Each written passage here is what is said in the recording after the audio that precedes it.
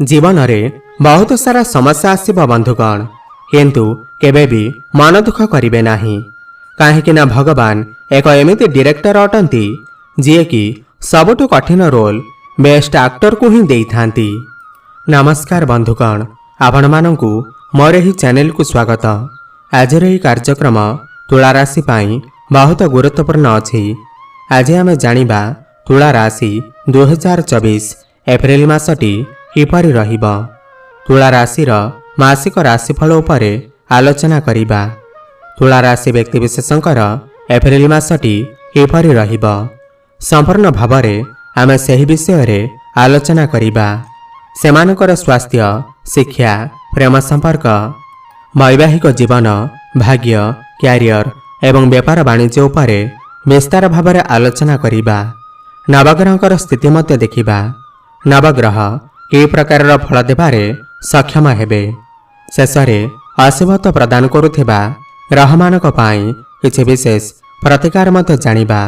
सेथिपाई भिडियोटी को शेष पर्यंत देखंतु। चलंतु आरंभ करिबा एही कार्यक्रम, जहाँकि जन्म राशि उपर आधारित। एप्रिल मास आरंभ रे तुला राशि रे नवग्रहकर स्थिति विषय रे सर्वप्रथमे जानिबा। एहा पूर्वरु जदि आपणकर तुला राशि होई थाए एवं आपण भी ईश्वर को सच्चा हृदय भक्ति करती, विश्वास करती, तेबे यह भिडियोटी को लाइक करी कमेंट बॉक्स रे हर हर महादेव, जय जगन्नाथ अवश्य लिखि दियंतु। तो सबुठ प्रथमे जानिबा एही एप्रिल मासरे तुला राशि रे नवग्रहकर स्थिति किपरि रहिबा। जेबे एप्रिल मास आरंभ हेबा तो तुला राशि रे नवग्रहकर स्थिति किछि एही प्रकार रहिबा। जेमिति आपण स्क्रीन ने देखुछंती। आपणकर षष्ठ घरे सूर्य, शुक्र एवं राहु विराजमान अछंती। आपणकर पंचम भावरे शनि एवं मंगल देव विराजमान अछंती। आपणकर सप्तम भावरे बुध एवं गुरुदेव विराजमान अछंती एवं द्वादश घरे केतु विराजमान अछंती। ध्यान देई सुनंतु। सबुठ प्रथमे जानिबा आपणकर स्वास्थ्य किपरि रहिबा एही एप्रिल मास 2024 रे। बंधुगण, प्रथम भाव होई थाए आपणकर स्वास्थ्यर भाव, आपणकर इम्यूनिटी सिस्टम भाव एवं प्रथम भावर अधिपति हेउछंती शुक्रदेव एवं शुक्रदेव आपणकर षष्ठ घरे विराजमान अछंती। ताहा पुणी उच्चस्थ अछंती, किंतु राहु एवं सूर्यଙ୍କ सहित विराजमान अछंती। षष्ठ घर को कुंडली रे भल विचार करा जाई न थाए। शुक्रदेव एठारे मीन राशि रे उच्च भावरे विराजमान अछंती। स्वास्थ्य किछि खराब देखा जाउ नाही, किंतु शुक्रदेव राहुଙ୍କ सहित बसिथिबारु आपणकर स्वास्थ्य रे टिके समस्या देखा देई पारे। राहु भ्रमित ग्रह अटंती। राहु एठारे शक्ति लॉस करे दियंती। किछि भी नथिबा आपण किंतु टेंशन होई जिवे। गोटे कथा को बारंबार चिंता करी आपणकर मन को विचलित करिवे। आपण केमिति भय एवं टेंशन रो दूरे रहिबे एहा उपर चिंता करिवे किंबा ध्यान देबे, नचेत एते कोनोसी समस्या नाही। स्वास्थ्य को नहीं जदि किसी समस्या देखा देउछि तो संगे संगे डाक्तरक सहित परामर्श करंतु। तो मोटामोटी भावे कहिबाकू गले एही मासरे आपणकर स्वास्थ्य भल रहिबा, एते कोनोसी समस्या नाही। एबे जानिबा आपणकर पाठपढ़ार स्थिति किपरि रहिबा एही एप्रिल मास 2024 रे विद्यार्थी मानक पाई किपरि रहिबा। बंधुगण, पंचम भाव होई थाए आपणकर शिक्षा क्षेत्रर भाव एवं पंचम भावर अधिपति शनिदेव निज घरे विराजमान अछंती। पुणी मंगलଙ୍କ सहित विराजमान अछंती। शनिदेव निज घरे विराजमान अछंती, जहा फलरे आपणकर पाठपढ़ा को मजबूत बनइबे एवं मंगल देव आपणकर द्वितीय भावर मालिक अटंती। मंगल एठारे आपणको पाठपढ़ा रे तरबर करई पारंती किंबा हड़बड़ करई पारंती। तरबर होई आपण निजर काम को खराब करि पारंती। मंगल ग्रह को शनि ग्रहंकर शत्रु बोली माना जाए। आपण एही मासरे पाठपढ़ा रे धैर्य बनै रखंतु। तरतर होई कोनोसी निष्पत्ति नियंतु नाही। मोटामोटी देखिबाकू गले एही मासरे आपणकर पाठपढ़ार स्थिति बहुत भल अछि। जदि आपणकर कोनोसी एग्जाम अछि किमा कोनोसी कंपिटिशन अछि ସେଥିପାଇଁ ଆପଣ ଯଦି ଚେଷ୍ଟା କରୁଛନ୍ତି ତେବେ ଏହା ଆପଣଙ୍କ ପାଇଁ ଅତ୍ୟନ୍ତ ଭଲ ସମୟ ଅଟେ। ଆପଣ ପରିଶ୍ରମ କରନ୍ତୁ ଏବଂ ଚେଷ୍ଟା କରନ୍ତୁ। ସଫଳତା ସୁନିଶ୍ଚିତ ଆପଣଙ୍କୁ ପ୍ରାପ୍ତି ହେବ। ନିଜର ଲକ୍ଷ୍ୟ ହାସଲ କରିବା ପାଇଁ ଯେଉଁ ରଣନୀତି ଆପଣ ପ୍ରସ୍ତୁତ କରିଛନ୍ତି ସେହି ରଣନୀତି ଅନୁସାରେ ଆପଣ ନିଜର ପାଠପଢ଼ାରେ ଧ୍ୟାନ ଦିଅନ୍ତୁ, ପରିଶ୍ରମ କରନ୍ତୁ। ଆପଣଙ୍କୁ ସଫଳତା ନିଶ୍ଚିନ୍ତ ପ୍ରାପ୍ତି ହେବ। ଏବେ ଜାଣିବା ଆପଣଙ୍କର ପ୍ରେମ ଜୀବନ କିପରି ରହିବ ଏହି ଏପ୍ରିଲ ମାସ 2024ରେ। ବନ୍ଧୁଗଣ, ପଞ୍ଚମ ଭାବ ହିଁ ହୋଇଥାଏ ଆପଣଙ୍କର ପ୍ରେମ ଜୀବନର ଭାବ, ଶିକ୍ଷାର ଭାବ ଏବଂ ସନ୍ତାନର ଭାବ। ଏବଂ ପଞ୍ଚମ ଭାବର ଅଧିପତି ହେଉଛନ୍ତି ଶନିଦେବ। ଏବଂ ଶନିଦେବ ନିଜ ଘରେ ପଞ୍ଚମ ଭାବରେ ବିରାଜମାନ ଅଛନ୍ତି, ତାହା ପୁଣି ମଙ୍ଗଳଙ୍କ ସହିତ। ଆପଣ ଯାହା ସହିତ ବି ପ୍ରେମ ସମ୍ପର୍କରେ ଅଛନ୍ତି ତାଙ୍କର କ୍ରୋଧ ଏବଂ ରାଗ ଏବଂ ଜିଦ୍ଦିପଣ ଏହି ମାସରେ ବହୁତ ଅଧିକ ରହିବ। ପଞ୍ଚମରେ ଶନିଦେବ ଥିବାରୁ ଆପଣଙ୍କ ମଧ୍ୟରେ ଜିଦ୍ଦି ସ୍ୱଭାବ ଦେଖାଦେଇପାରେ। ମଙ୍ଗଳ ଗ୍ରହ ହେଉଛନ୍ତି ଅଗ୍ନି ତତ୍ତ୍ୱର ଗ୍ରହ, ସେଥିପାଇଁ ଆପଣଙ୍କର ପାର୍ଟନରଙ୍କ ମଧ୍ୟରେ କ୍ରୋଧ ଦେଖାଦେଇପାରେ, ଆଗ୍ରେସନ୍ ଦେଖାଦେଇପାରେ। ଆପଣ ଟିକେ ନିଜର ଜିଦ୍ଦି ଏବଂ କ୍ରୋଧ ଉପରେ ନିୟନ୍ତ୍ରଣ ରକ୍ଷା କରନ୍ତୁ ଏବଂ ପ୍ରେମ ସମ୍ପର୍କକୁ ଟିକେ ଧ୍ୟାନ ଦିଅନ୍ତୁ। ଆପଣଙ୍କ ପାଇଁ ସମୟ ଭଲ ରହିବ। କିନ୍ତୁ ତାଙ୍କ ମଧ୍ୟରେ କ୍ରୋଧ ଦେଖାଦେଇପାରେ, ଡୋମିନେଟିଭ ନେଚର ଦେଖାଦେଇପାରେ କିମ୍ବା ତାଙ୍କ ଭିତରେ କିଛି ତ ପରିବର୍ତ୍ତନ ହୋଇପାରେ ଯାହା ଆପଣଙ୍କୁ ପସନ୍ଦ ନ ହୋଇପାରେ କିମ୍ବା ଆପଣଙ୍କୁ ତାହା ବିରକ୍ତ କରିପାରେ। ଆପଣ ସେଥିପ୍ରତି ଟିକେ ଧ୍ୟାନ ଦିଅନ୍ତୁ। ବା ଯଦି ଆପଣଙ୍କର ପାର୍ଟନର ସେହିଭଳି କିଛି ବ୍ୟବହାର କରୁଛନ୍ତି ଯାହା ଆପଣଙ୍କର ପସନ୍ଦ ନୁହେଁ, ତେବେ ସେଟାକୁ ଟିକେ ଆପଣ ନିଜେ ମ୍ୟାନେଜ କରିନିଅନ୍ତୁ ଏବଂ କଥାକୁ ବଢ଼ିବାକୁ ଦିଅନ୍ତୁ ନାହିଁ। ନିଜ ନିଜ ଭିତରେ ସମାଧାନ କରନ୍ତୁ। ଦେଖିବେ ଆପଣଙ୍କର ପ୍ରେମ ଜୀବନ ବହୁତ ଭଲ ଚାଲିବ। ଏବେ ଜାଣିବା ଆପଣଙ୍କର ବୈବାହିକ ଜୀବନର ସ୍ଥିତି କିପରି ରହିବ ଏହି ଏପ୍ରିଲ ମାସ 2024ରେ। ଆପଣଙ୍କର ଦାମ୍ପତ୍ୟ ଜୀବନ କିପରି ରହିବ। ବନ୍ଧୁଗଣ, ସପ୍ତମ ଭାବ ହୋଇଥାଏ ଆପଣଙ୍କର ବୈବାହିକ ଜୀବନର ଭାବ, ଆପଣଙ୍କର ଜୀବନ ସାଥୀଙ୍କର ଭାବ। ଏବଂ ସପ୍ତମ ଭାବର ଅଧିପତି ହେଉଛନ୍ତି ମଙ୍ଗଳ ଦେବ।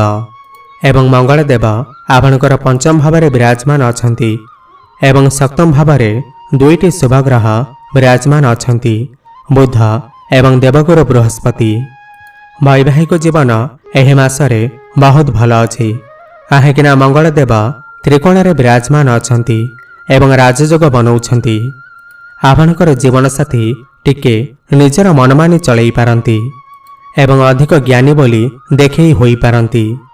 ଦେବଗୁରୁ ବୃହସ୍ପତି ଏଠାରେ ଷଷ୍ଠ ଘରର ମାଲିକ ଅଟନ୍ତି। ଆପଣଙ୍କର ଜୀବନସାଥୀଙ୍କର ସ୍ୱାସ୍ଥ୍ୟ ପ୍ରତି ଟିକେ ଧ୍ୟାନ ଦିଅନ୍ତୁ। ତାଙ୍କର ପେଟଜନିତ ସମସ୍ୟା କିମ୍ବା ଗ୍ୟାସ୍ ଭଳି ସମସ୍ୟା ଦେଖାଦେଇପାରେ।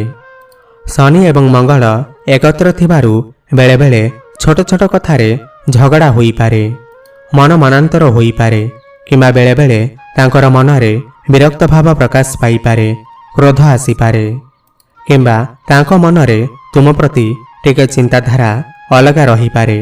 ସେଥିପ୍ରତି ଆପଣ ଟିକେ ଧ୍ୟାନ ଦିଅନ୍ତୁ। ଏବେ ଜାଣିବା ସବୁଠାରୁ ଗୁରୁତ୍ୱପୂର୍ଣ୍ଣ କଥା, ଯାହାକି ଆପଣଙ୍କର ଭାଗ୍ୟ, କ୍ୟାରିୟର ଏବଂ ବେପାର ବାଣିଜ୍ୟର ସ୍ଥିତି କିପରି ରହିବ ଏହି ଏପ୍ରିଲ ମାସ 2024ରେ। ବନ୍ଧୁଗଣ, ନବମ ଭାବ ହୋଇଥାଏ ଆପଣଙ୍କର ଭାଗ୍ୟର ଭାବ ଏବଂ ଦଶମ ଭାବ ହୋଇଥାଏ ଆପଣଙ୍କର କ୍ୟାରିୟରର ଭାବ। ନବମ ଭାବର ଅଧିପତି ବୁଧ ଗ୍ରହ ଆପଣଙ୍କର ସପ୍ତମ ଭାବରେ ବିରାଜମାନ ଅଛନ୍ତି ଏବଂ ଷଷ୍ଠ ଘରକୁ ବକ୍ରି ହୋଇ ଚଳନ କରିବେ।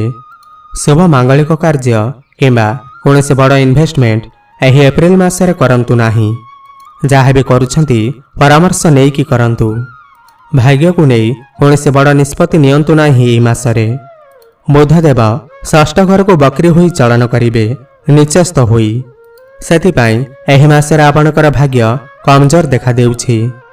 ଆପଣଙ୍କର କ୍ୟାରିୟର ଭାବର ମାଲିକ ହେଉଛନ୍ତି ବା ଦଶମ ଭାବର ମାଲିକ ହେଉଛନ୍ତି ଚନ୍ଦ୍ରମା ଏବଂ ଚନ୍ଦ୍ରମା ପ୍ରତି 2 ଦିନରେ ଥରେ ରାଶି ପରିବର୍ତ୍ତନ କରିଥାନ୍ତି ଏବଂ ସୂର୍ଯ୍ୟଦେବ ଆପଣଙ୍କର ଷଷ୍ଠ ଘରେ ଅଛନ୍ତି ଏବଂ ସପ୍ତମକୁ ଚଳନ କରିବେ ଏବଂ ଗୁରୁଦେବ କେନ୍ଦ୍ରରେ ଅବସ୍ଥାନ କରିଛନ୍ତି ଏବଂ ଶନିଦେବ ଆପଣଙ୍କର ତ୍ରିକୋଣରେ ବିରାଜମାନ ଅଛନ୍ତି, ପଞ୍ଚମ ଭାବରେ ଅଛନ୍ତି। 14 ଏପ୍ରିଲ ପରେ ଆପଣ ଯଦି गवर्नमेंट सेक्टर रे कौनसी काम करुछंती तो बिना द्वंद्व करें आपको काम कार्य निश्चिंत सफलता प्राप्ति हेब। सूर्य होउछंती सरकारी चाकरी वा राजनीतिर मूल स्ट्रंग करिथांती।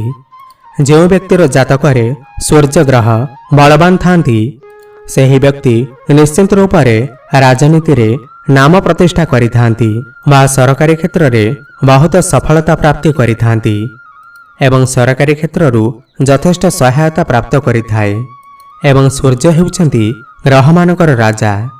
जदि आपण गवर्नमेंट सेक्टर रे अछंती तेबे आपण राजा बनिजिबे। आपणकर एही मासरे प्रमोशन होई पारे बा एही मासरे आपणकर काम कार्य रे मान सम्मान प्राप्ति होई पारे। आपण एही मासरे आपणकर काम कार्य रे एते प्रशंसा पाइबे कि आपण केबे भी भाबी नथिबे। जदि आपण प्राइवेट सेक्टर रे अछंती तो पूरा मास आपणक पाई बहुत भलो अछि। एही मासरे कामर प्रेशर एतेटा रहिबनी। आपनको काम करिबारे मजा आसीबा। बहुत सुरुखुरु रे समस्त कार्य होई जिबा। काम करिबारे आपणकर आग्रह बढ़िबा। आपण एही मासरे समस्त काम कार्य को बहुत सुरुखुरु रे करिवे जहा फल रे आपनको निश्चिंत सफलता प्राप्ति हेब। शनि मंगल एकत्र अछंती। शनि मंगल एकत्र थिबारु आपण छोट छोट कथारे विरक्त हुवंतु नाही, क्रोध करंतु नाही। आपण निजर काम प्रति फोकस करंतु। अन्यर भूल खोजंतु नाही। अन्यर काम कार्य रे मुंड पुरांतु नाही, नचेत आपण अपमानित होई पारंती। कार्यस्थल रे आपण काहा सहित भी जुक्ति तर्क करंतु नाही। आपणकर एही मासरे शत्रु बढ़ी पारंती। तो मोटामोटी भावे कहिबाकू गले एही मासरे आपणकर क्यारियर बहुत भलो अछि। 14 एप्रिल पर मध्य आपणकू नूतन कर्म प्राप्तिर मध्य जोग बनुअछि। नूतन चाकरी प्राप्ति होई पारे।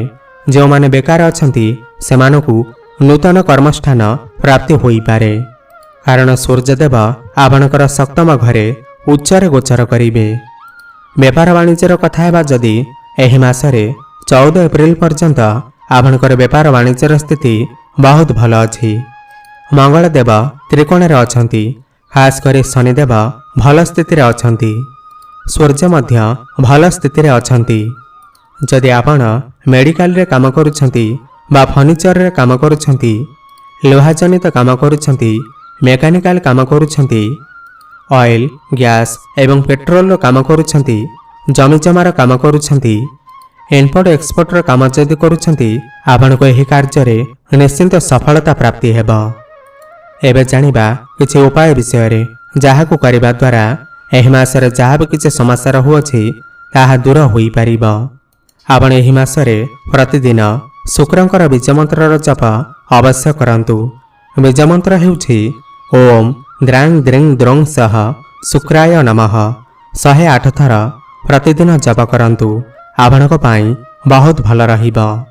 प्रत्येक दिन हनुमान चालीसार पाठ करंतु एवं प्रत्येक दिन सूर्य को जलार्घ्य अर्पण करंतु। जहा फल रे आपणकर भाग्य साथ देव एवं आपण समस्त कार्य रे सफलता प्राप्ति करिवे। आपणकर जीवन मंगलमय हेउ एहा हमर प्रभु जगन्नाथ निकट रे एतिकी प्रार्थना। धन्यवाद।